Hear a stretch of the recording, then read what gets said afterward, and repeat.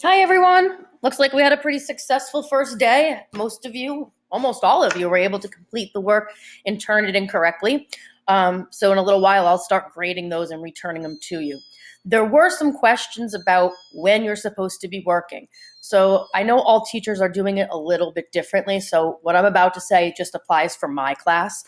Right here in the bottom, the top of your Google Classroom page, I'm just using the blue class, it's always going to tell you what assignments you have coming up. If you've missed an assignment, it'll be in red. Instead of saying due tomorrow, it will say missed. So I'm giving you an assignment, like the assignment I gave you today. I don't have that due until 9 o'clock tomorrow morning.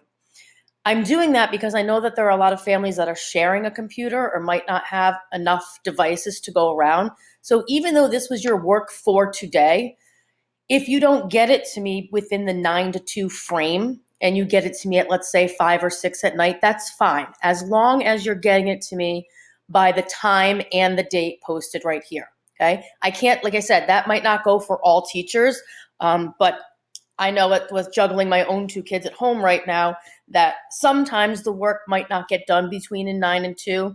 And I'm fine with that as long as it gets turned in by this due date. Okay, so that's the first thing I wanted to make sure was clear. Also, we are going to be doing the novel Freak the Mighty, which I've been doing for umpteen years. As a matter of fact, I have 2 teachers in our building right now that I taught it to when they were in 7th grade. It's a great book. Obviously, I can't get you copies of the books, but I did find, I'm going to click on it right up here, I did find a PDF of the book that I'm going to share with you in Google Classroom. And then what I'm going to ask you guys to do is just make it your favorite when you click on it. So I'll show you right here. I'm going to click on it. Okay. The first couple of pages are just praise for the book, so to speak. I've already made it a favorite on mine right here by putting the little star. If you can do that in your browser, that way you'll be able to find it quickly. And you could be reading this on your phone. You can be reading it on a computer. The first couple of pages, like I said, you have to really scroll through. This is the title page. But if you keep scrolling, there'll be some other pages that you have to scroll through. And it doesn't start until right here, page 1. And it's called The Unvanquished Truth, which is chapter 1. There are a lot of big words in this book because one of the characters, Kevin, is really smart. But he also makes sure that he explains what those words mean when he uses them. So don't get thrown off by the big word unvanquished right there. So in preparation for reading Freak the Mighty, tomorrow, I just want to show you what your assignment will look like. Tomorrow, you are going to do an anticipation guide, just to kind of familiarize yourself with some of the topics and issues that we're going to be exploring when we read Freak the Mighty. So what your job is going to be tomorrow when you open up the document, you're simply going to read each of these statements.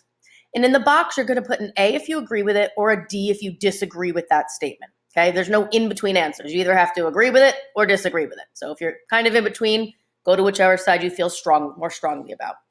And then down here, I'm asking you to copy and paste 2 of the statements from above, 1 for each box, and explain why you agreed with that statement or disagreed with it. Okay, so for those of you who don't know, you can just highlight right here.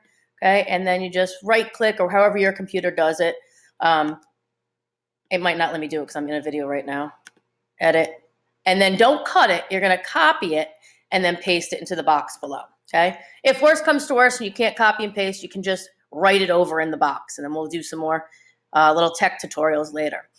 So that's your lesson for tomorrow. It'll be posted by, well, maybe 9:15 because Google Classroom is definitely getting a little overwhelmed right now with all of the people suddenly using it. I'm not going to put the book onto Google Classroom yet. I'm going to wait until we actually start it. There might be another little activity I do with you guys before we actually get into the book.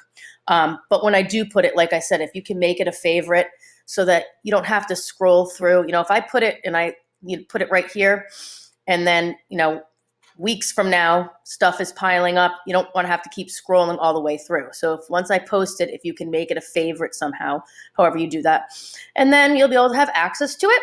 And I do plan on doing some video conferencing with you guys. I use Google Meet with my own family. It's a little confusing when there's more than 9, 10 people on there. So what I'm thinking about doing is actually making small groups within each class. And then you'll get an email that'll invite you to a Google Meet. I'll tell you what time it's going to take place. And then you just simply click on it, and make sure your device has the speakers on, and make sure your device has the camera on. And we can all kind of chat about the book. So we'll try to do some group conferencing like that. Just want to get you guys started off slowly, like I said.